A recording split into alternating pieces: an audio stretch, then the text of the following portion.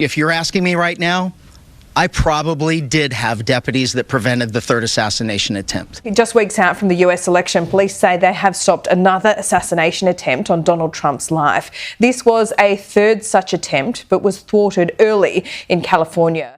But I'm just wondering if these outside agitators will start up on election day. Let's say you win. I mean, let's remember, you've got 50,000 Chinese nationals in this country in the last couple of years. Yeah. You have people on the terrorist watch list, 350 in the last couple of years. Right. What are you expecting? Joe Biden said he doesn't think it's going to be a peaceful election day. Well, he doesn't have any idea what's happening in all fairness. He spends most of his day sleeping.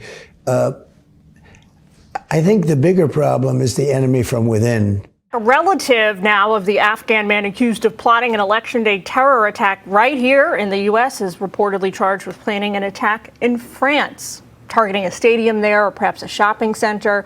This according to NBC News. Prosecutors have not identified that suspect, but they have identified 27-year-old Nasir Tawhidi, who was arrested last week in Oklahoma. Investigators say he was planning to target large gatherings here on U.S. soil come election day, and that he planned to also die in that attack.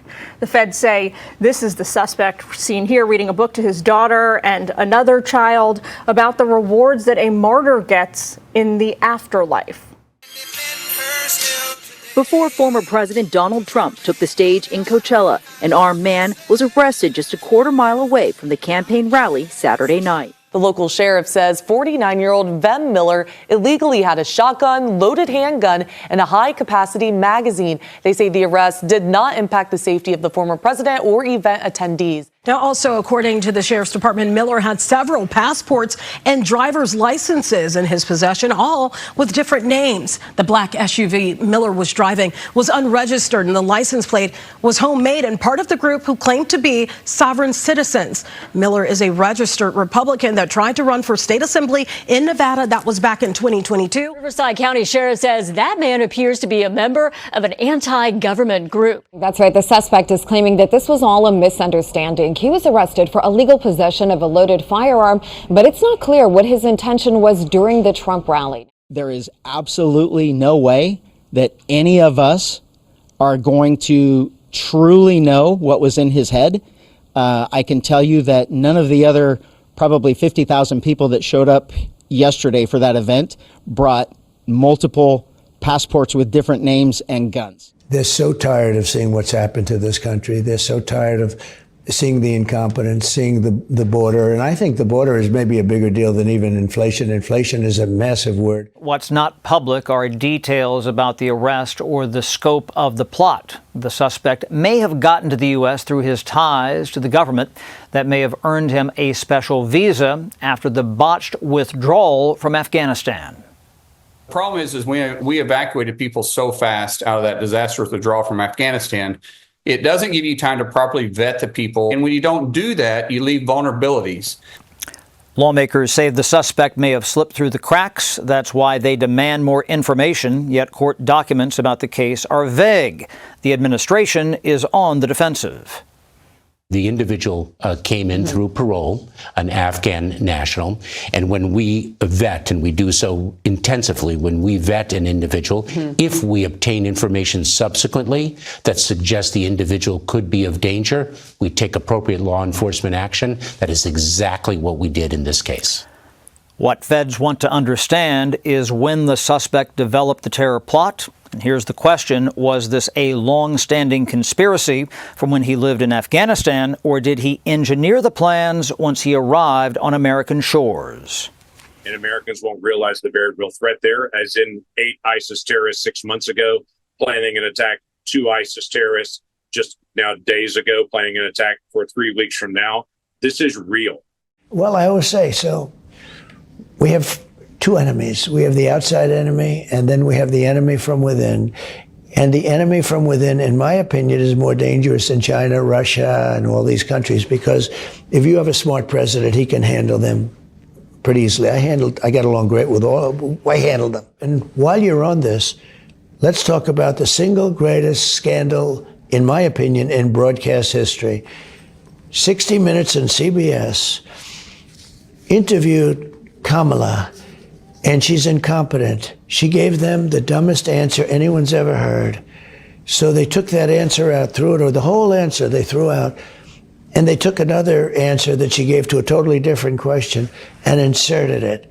And supposedly they did this a number of times, and they got caught. Now to the crisis in the Middle East. Israel sees one of its bloodiest days since the start of the war as it exchanges deadly airstrikes with Hezbollah. And today, the U.S. pledges to send troops and a new air defense system to Israel. It is the first time U.S. forces have been deployed to Israel since the Hamas-led attacks there on October 7th of last year. And this follows another weekend of deadly airstrikes in Israel, Lebanon, and the Gaza Strip. This morning, the IDF says a drone strike in central Israel killed 4 soldiers and wounded more than 60 other people. The Iranian-backed militant group Hezbollah now claiming responsibility. Shipments to Israel used as leverage to bring this war to an end. And this is clearly the opposite of that, as more weapons are being sent to Israel, and now American troops are being put on the ground to operate them. We're not going to let our ally fight alone in the Middle East while it's encircled by a ring of fire. Since the Iranian Revolution in 1979, revolutionary slogans and pictures of fallen troops have decorated the streets of the capital, Tehran. But these refer to an approaching war, one Foreign Minister Abbas Araghchi is on a regional tour to avert. In 10 days, he has visited Lebanon, Syria, Iraq, Saudi Arabia, Qatar, and Oman. Jordan and Egypt are to follow. He is trying to boost regional cooperation to stop Israeli attacks on Gaza and Lebanon, but most importantly, to deter Israel from attacking Iran. We're fully prepared for war. We're not afraid of war, but we seek peace and will make efforts to achieve it. Israeli officials say their response to Iran's attack earlier this month is imminent and will be devastating. Iranians are taking this threat more seriously since the US announced it will be sending a missile defense system to Israel with around 100 American troops to operate it. Araghchi says there will be no red lines in defending Iranian interests, hinting his country could target American troops if Israel attacks. Araghchi's visit to Oman is significant because Iranians often indicate Muscat as a preferred location for negotiations. Iran and the US have held many rounds of talks in the city, notably the ones that resulted in a nuclear deal in 2015. The primary targets for an attack are Iran's nuclear facilities and oil and gas reserves, its economic lifelines, which are well protected.